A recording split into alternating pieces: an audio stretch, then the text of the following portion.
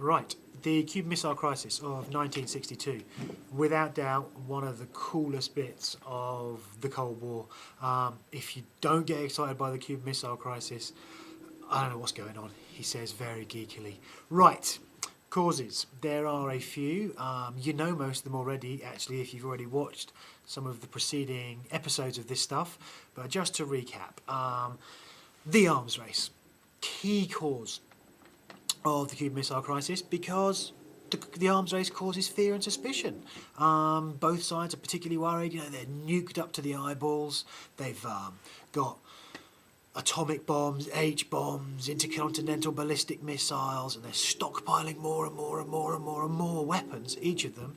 I think JFK, the American president, claimed once that he had enough nuclear weapons to destroy the world twice over. Why you'd want enough to destroy the world twice, I don't know. But the bottom line is there was a heck of a lot of these things floating around, and it led to increased fear and suspicion and tension. Both sides were worried. Right, secondly, another cause of increased tension between the two sides was the creation of NATO in 1949, following the Berlin blockade. The resulting Warsaw Pact in 1955, when West Germany joined NATO and Russia created its own version of NATO. The Hungarian uprising, 1956, brutally crushed by the Soviet regime. You've got 1961, the U-2 spy plane shot down over Russia. Gary Powers in there. That's quite an interesting little snippet of history there. There was a peace summit in 1960 between Khrushchev and Eisenhower, and they were kind of getting on all right. And then while this was going on, the Russians shot down this massive, great big spy plane that flew, you know, hundreds of thousands of feet in the air and took covert pictures, spying. It's not a particularly nice thing to do. They got this plane down. They captured the pilot, Gary Powers, and Khrushchev went into Eisenhower, "Oi, you know, you've been spying on us." Eisenhower, nothing to do with me. It wasn't me. And Khrushchev said, "It was. You know, you need to sort of say sorry." And Eisenhower said, "I don't know what you're talking about. It wasn't us." And so the Russians bring Gary Powers out and go, "He's yours, and here's your plane. So were you spying? And you need to stop it and say sorry." So Eisenhower basically says, "Look, well, you know, we'll stop, but I'm not saying sorry." Because of this tension between the two sides, you can't be seen to lose face. Arms race. Increased tension because of NATO, Warsaw Pact, Hungarian uprising, U-2 spy plane, the failure of the Paris Peace Summit, which incidentally Khrushchev walked out of because Eisenhower wouldn't say sorry. So that's long-term causes. The shorter-term causes start 1959, Cuba. Now, there was a leader of Cuba called Batista, Batista, and he was very pro-American. And there was a lot of American business in Cuba. They'd invested in the sugar and the rum and the other stuff, and gambling. And in 1959, a guy called Fidel Castro came along with a bunch of guerrilla supporters and started a guerrilla war against Batista, and in 1959 was successful and overthrew Batista. Now, one of his first actions upon coming to power in Cuba was to chuck out all the American businesses and investors. Now, obviously that didn't please America very much. So in retaliation, they cut off all aid to Cuba. And they refused to buy any Cuban sugar, which is basically what Cuba makes. So they're pretty much destroying the Cuban economy. Now, at this stage, Castro had not said he was a communist. Right, that's quite important. But the US reaction pushed him towards communism. He moved his alliances more towards Russia. And this was helped because Russia basically said, "Oh, the Americans won't buy your sugar, we will." And they promised to buy the Cuban sugar, and by 1960 they signed an agreement to buy 1 million tons of Cuban sugar every year. They also said, "Look, we'll provide you with machinery and oil and technological assistance and all this cool stuff." So Castro said, "Oh, well, the Americans have been a bit nasty to me. Khrushchev and the Russians have been kind of nice. Well, actually, I quite favour communism now." Now that is a big deal.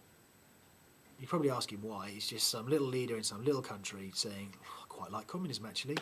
The key thing here is it's 90 miles from America. Now, what that meant was there was now a pro-communist state in America's own backyard, 90 miles away. It's a communist state within the Western Hemisphere. And that is a big deal for the Americans. Bearing in mind their policy of containment is to stop the spread of communism, and now they've got one, their next door neighbour. So, Khrushchev also has a big role to play in the causes of the Cuban Missile Crisis. He's a Soviet leader. He had been unable to reunify Germany, west and eastern sectors, with the Berlin Wall of 1961. Also, although he hadn't managed to sort of take over Berlin, what he had done was make Kennedy look very weak, because the Berlin Wall was built and Kennedy couldn't stop it. And so he was feeling a little bit, confident about his position compared to Kennedy, who he saw as very young, very inexperienced and very weak.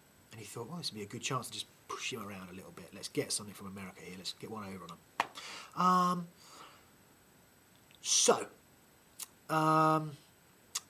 JFK also didn't help himself with another key cause of the Cuban Missile Crisis, which is the Bay of Pigs invasion, also known as the Bay of Pigs fiasco, because it didn't actually work very well.